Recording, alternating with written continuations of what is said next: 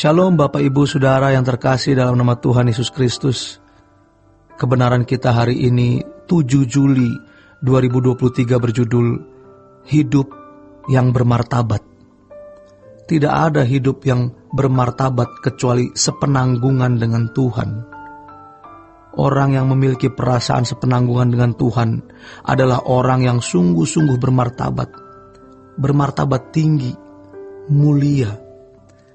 Lebih dari manusia manapun di bumi ini, yang martabatnya dibangun oleh gelar, pendidikan, ekonomi, pangkat, kekuasaan, penampilan, dan lain sebagainya.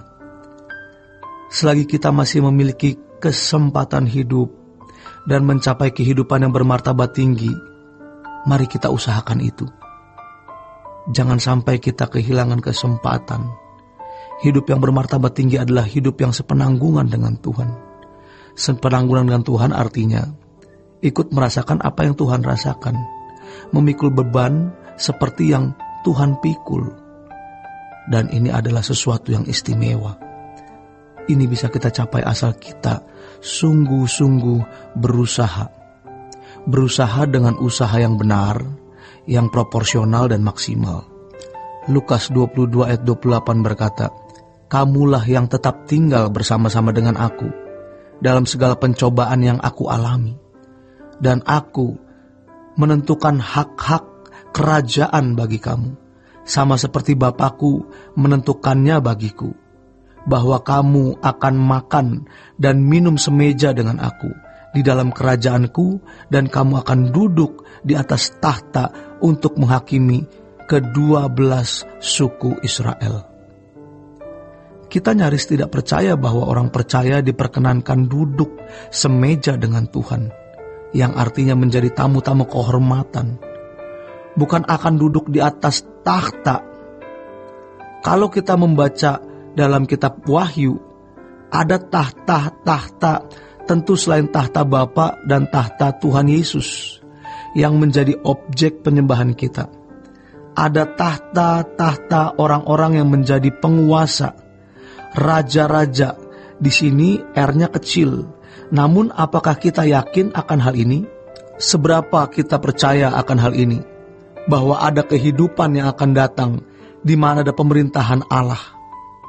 Tentu Yesus Kristus yang akan menjadi raja, menerima segala kuasa di sorga dan di bumi dari Allah Bapa, yang akan memegang pucuk pimpinan kerajaan Allah. Dan kita adalah raja-raja kecil, penguasa-penguasa yang dipercaya untuk mengatur masyarakat. Ini martabat yang tinggi yang bisa diperoleh seseorang di dalam kekekalan. Seseorang bisa bermartabat tinggi di mata manusia hari ini karena kekayaan, kedudukan, gelar dari pendidikan, pangkat, dan lain sebagainya. Tapi itu tidak lama. Semua pasti berakhir. Tetapi menjadi orang yang dimuliakan bersama dengan Tuhan Yesus itu kekal. Dan kita mendapat kesempatan untuk itu. Umat pilihan adalah umat yang dipersiapkan jika mau untuk menerima kemuliaan bersama-sama dengan Tuhan Yesus. Tapi seberapa kita percaya akan hal ini, dan seberapa kita bersedia menginvestasikan hidup, waktu, tenaga, pikiran untuk itu. Ini bukan omong kosong. Ini adalah perkataan Tuhan yang pasti akan digenapi. Alkitab mencatat bahwa di akhir zaman akan terjadi kemurtatan besar. Matius 24 ayat 12 berkata, "Dan karena makin bertambahnya kedurhakaan, maka kasih kebanyakan orang akan menjadi dingin. Karena kedurhakaan bertambah-tambah, maka orang yang memberontak kepada Allah juga bertambah. Orang yang berkhianat kepada Allah juga bertambah." Mereka adalah orang-orang Kristen tentunya, yang tidak pindah agama, yang tetap menjadi Kristen dan ke gereja. Jangan-jangan masih aktif dalam pelayanan, bahkan mungkin jadi pendeta. Tetapi mereka tidak tetap tinggal bersama-sama dengan Tuhan. Artinya tidak sepenanggungan dengan Tuhan. Setiap kita bisa memilih untuk tidak sepenanggungan dengan Tuhan. memilih hidup nyaman, tidak usah bertanya kepada Tuhan apa yang harus kulakukan Tuhan. Kalau kita bertanya lalu Tuhan memberikan jawaban dengan menempatkan kita di tugas-tugas tertentu, itu bisa merepotkan hidup kita dan membuat kita tidak menikmati dunia ini. Tetapi kita tidak memilih itu. Kita bertanya, apa yang harus kulakukan Tuhan? Ini adalah pilihan. Ini bukan sesuatu yang bisa terjadi dengan sendirinya.